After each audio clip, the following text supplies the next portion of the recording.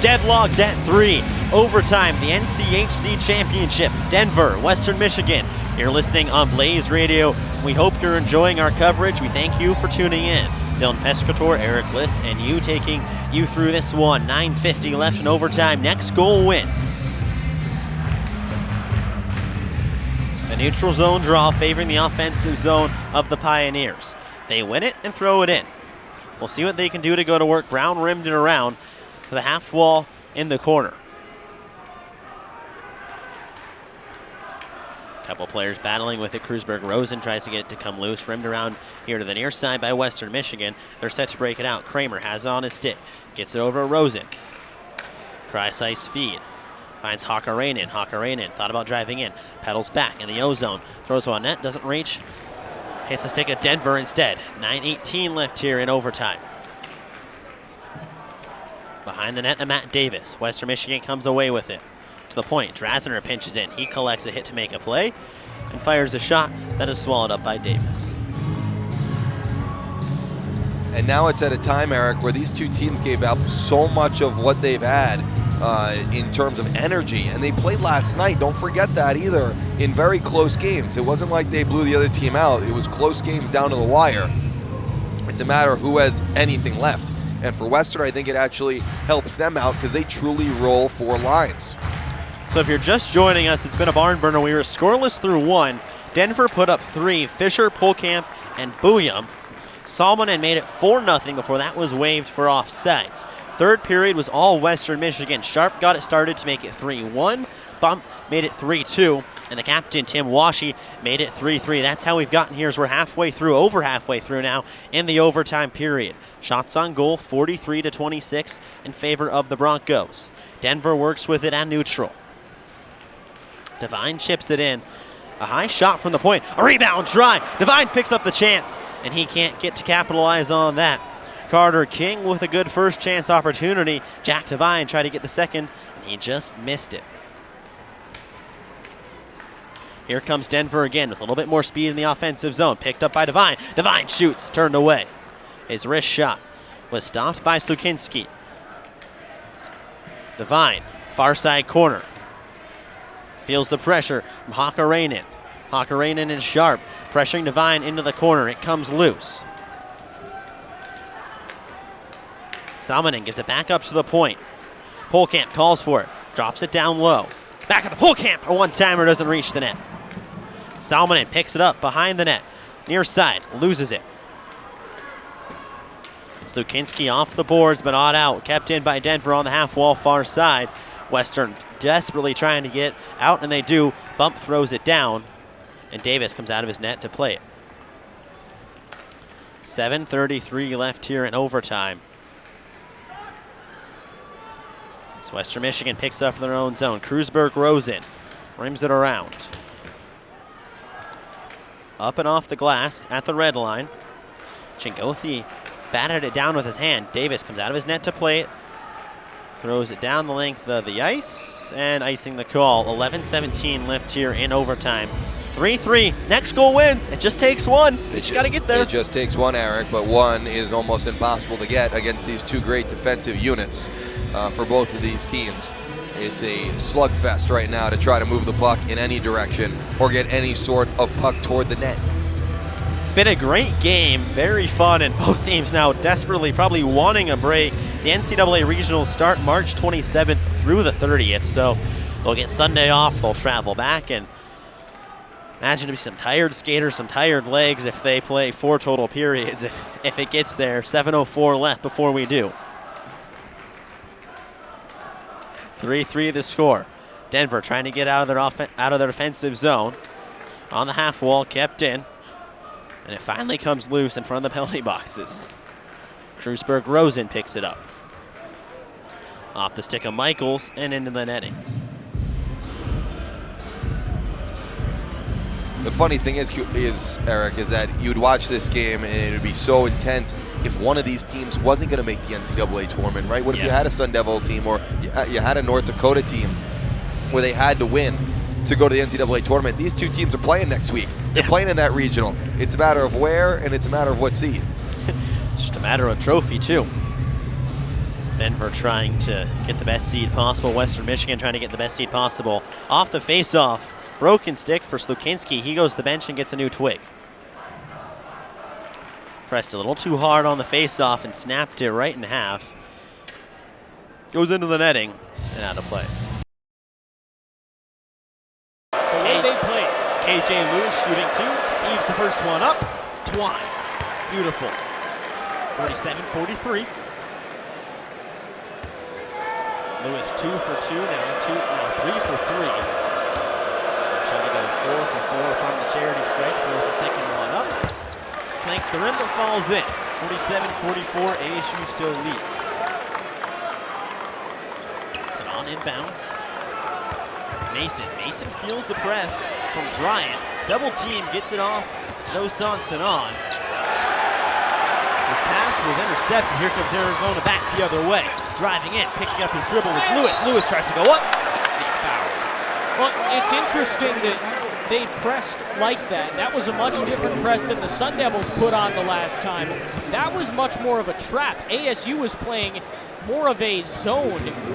That was a trap. It was a much more targeted full court press, and it worked much better than Arizona State's did because the ASU press resulted in a wide open three-point. Talk about adjustments made out of the immediate timeout as KJ Lewis thinks the first one is. Tommy Lloyd realized the press that ASU was going to play and went, all right, we're going to play press of our own. They double teamed really well, forced a mistake, but forced a turnover into free throws. Again, it was a more targeted press. It was a better press. Instead of just put 5 guys in the backcourt, it was have 2 guys doubling and moving around. Lewis 2 for 2, 47-46, a 1-point lead for ASU. Mason feels the pressure, gets it off to Adam Miller. Still not even past the timeline yet. Picks up the trouble. And Mason can't control the pressure again. KJ Lewis with a slam, a feed from Caleb Love. 48-47, Arizona leads. The press bites him 2 times in a row. It results in 4 points. 2 from the charity stripe and 2 from the slam. All from KJ Lewis. Good timeout. ASU. You had to use that. You had no choice.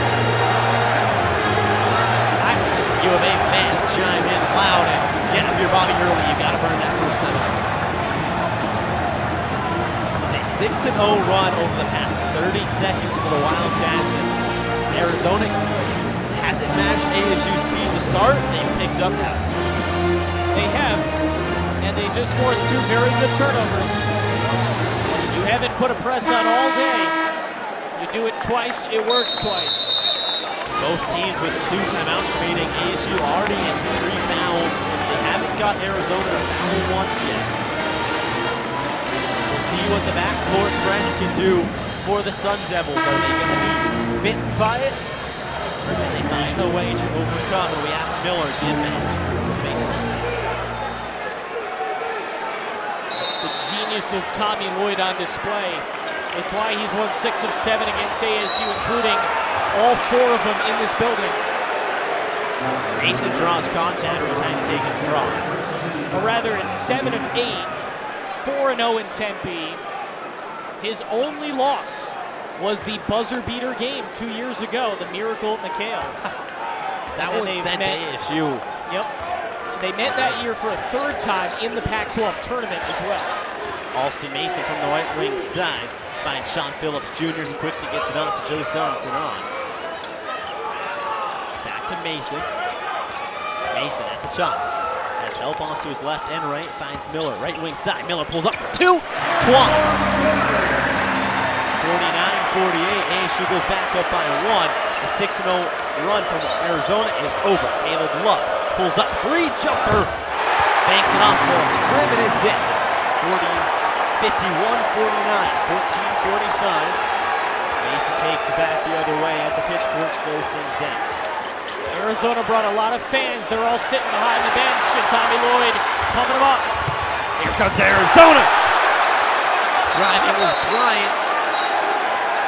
Started all, Arizona State was trying to get a pass over to Jaden Quaintance. Was knocked away. Carter Bryant took back the other way, drove the hoop.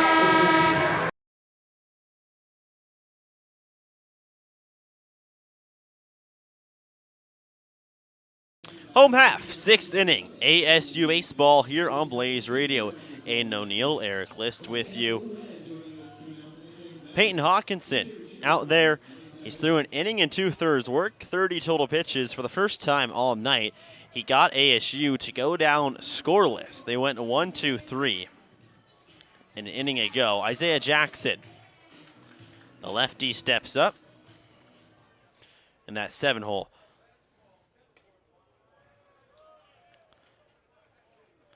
First pitch to Jackson. He takes outside, ball 1. Jackson tonight hasn't gotten the offensive side of his game going, has had to face a lot of left, but a hit here would be really encouraging. The 0-1 thought about it, doesn't go. Wise decision, 2 balls. So it should be Cromwick on deck. Was subbed in for Kean Vu, and it is. And then Brody Briggs, the 9-hole hitter, so 7, 8, 9. Down Broadway, 2-1 from Hawkinson. Being able to flip over that breaking ball for strikes down in the count, that's where Hawkinson's found most of his success. Comes set at the belt on the ground. Rosales, a diving stop at second. And the throw just out of the reach of Gomez. Jackson gets on safely to first. And there's when ASU's been able to get that first runner on. They've scored runs. They didn't do it in a go, and it resulted in going down 1-2-3. Almost a terrific play there. Marcos Rosales, full stretch, dove all the way to his right, stopping it. The throw was just offline. Great effort. But Arizona State, once again, Eric, gets that leadoff runner on. So here steps in Josiah Cromwick, pinch hitting for Kean Vu, who was brought out after he saw 3 at-bats. First pitch for Cromwick, he takes a changeup at 84 for strike 1. Cromwick, a guy who's on Oregon last season. He's brought in as a veteran presence at that catcher room. Been terrific so far, especially on the offensive side. Jackson gets his lead at first. Hawkinson comes home outside, 1-1. The Las Vegas native, 6'2", 200 pounds for Josiah Cromwick. The 1-1. Checks Jackson, delivers home. Swings through this one, flies into right field. Contreras has to run for it. It falls. Jackson, round second, going to third. Cromwick slows up at first. Jackson in at third, thought about going home. Now Cromwick runs over to second on the pass ball. And Sun Devil safe on all accounts.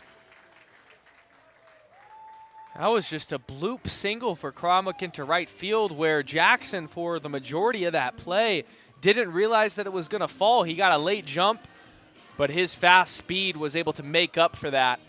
Got all the way to third, and then with the poor throw getting past the third baseman, Johnstone, Cromwick was able to advance up to second, and just like that, ASU's in business once again. Lefty Brody Briggs steps up. He had a big inning back in the 4th. A double, an RBI, a 2-run RBI double. The lefty stands in. Runners at second and third. No outs. Contact made into left field. Stallmeyer, the shortstop, comes all the way over under it and makes the play. 1 out. That's even better than a strikeout if you're Peyton Hawkinson, because it's on 1 pitch. Very frustrating at bat if you're Brody Briggs. Second and third, no outs. That has to be an out that's productive, and he failed to do so. Well, lineup card flips over, brings it to Kyle Walker, who's been phenomenal. 2 for 3 tonight.